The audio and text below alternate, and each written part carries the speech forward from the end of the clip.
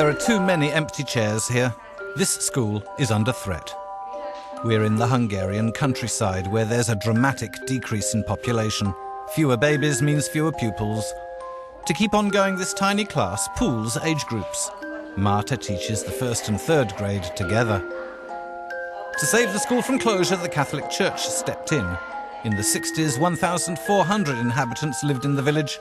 Today it's just half. The mayor invites us to share the plum-filled sweet dumplings with the children. In 2005, there were still 104 of them digging into the absolutely delicious canteen food. Today, no more than 50 children attend this school. I would like to recall a personal memory of my childhood. 20 years ago, when I went to school, every single class had more than 10 children. But today, on average, there are usually just 6 or 7 children in each class. And actually, there's even one age group with only 3 children. And another age group is completely missing. No child at all.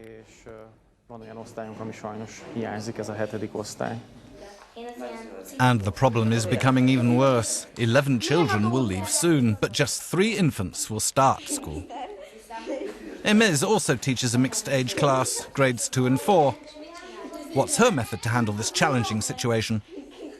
The big advantage of this mixed-age class is that children get used to learning on their own, while in same-age classes they get more help, so they get less used to autonomous learning.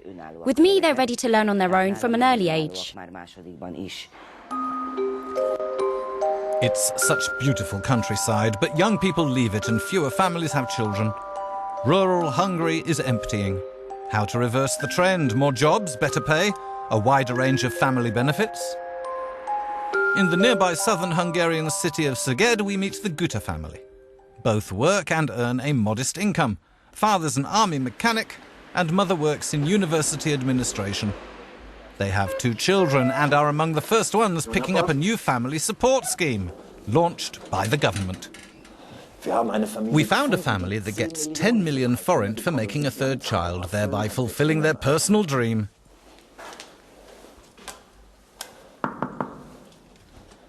Jó napot! Jó napot! Jó napot! Köszönöm.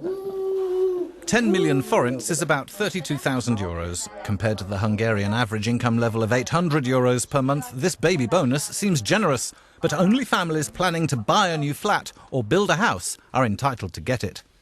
The Güter family lives in a tight 60 square meters. A 3rd child would turn the flat into quite a cramped place. To make some extra money, Gabor volunteered for missions in Afghanistan.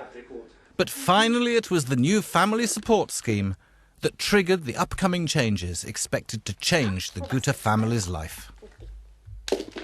Our dream is to own our own house with a garden, and our other dream is to give birth to a 3rd child. This new family support scheme enables us to make our dream a reality and to have a 3rd child. The government's idea is straightforward. Promise us to make babies and you'll get money. Couples that commit to having children are eligible for the subsidies as long as they are married.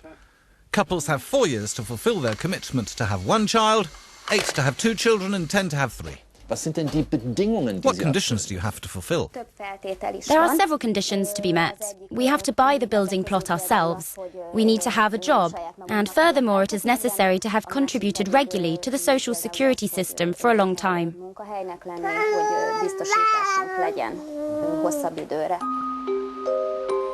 Let's go to Budapest, the capital.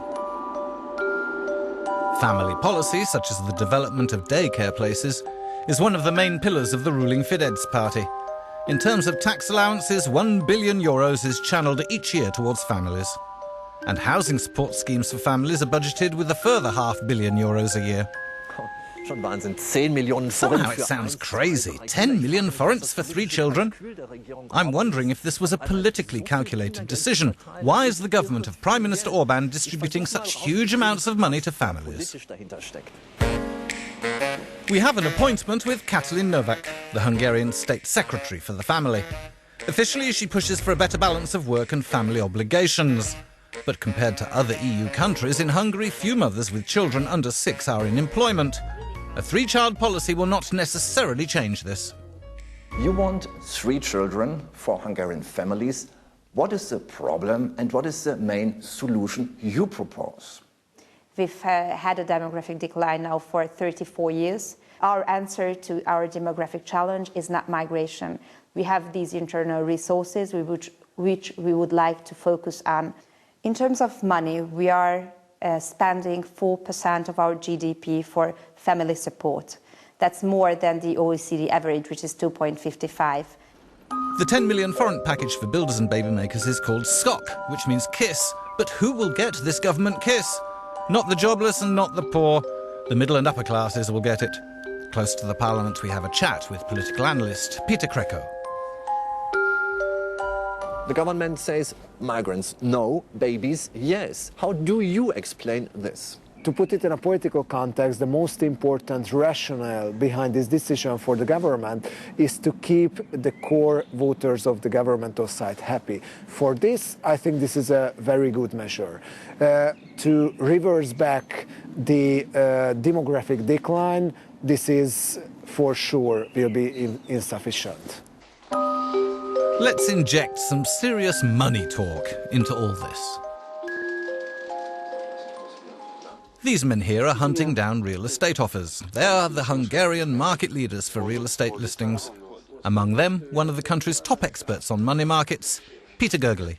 10 million for 3 babies. What is the economic impact of this scheme? The negative part is quite substantial if you don't want to have 3 children and you have to pay the higher prices for the real estate. The real estate prices went up between 10 and 20% overnight, so it's a big problem for those who cannot take the financial support from the government. Let's enter another of those impressive Budapest old town buildings. Upstairs we plan to meet a young artist, Susanna Simon, who's stirred up a buzz on Hungarian social networks. The photographer's radically opposed to the populist Orbán government and the pro-birth subsidies it offers. Her weapons of protest are a red marker pen, her own body, and a powerful slogan: I will not give birth until the government changes. Susanna posts her political body artwork on social media, where other women sharing her feminist approach joined her. Soon, Susanna will expose photos of her action writing in a Budapest gallery. Was ist der Hauptgrund für What's the main reason for your protest? People should be aware of this insulting policy, ordering us how many children we should have. Why do politicians stick their noses into this? This is our private sphere. They should not make rules about the number of children we should give birth to. What reactions did you get? I got a lot of reactions, both positive and negative ones, but mostly negative. Some people sent shocking photos, and I received quite a lot of hateful mails. For instance, someone wrote to me, "Your race should not give birth to any child." Is money for children a good or bad idea? For some modest income families, it's a great deal of help, but there is a risk too for those signing up for the 10 million deal. The governmental message is clear: make babies or give the money back.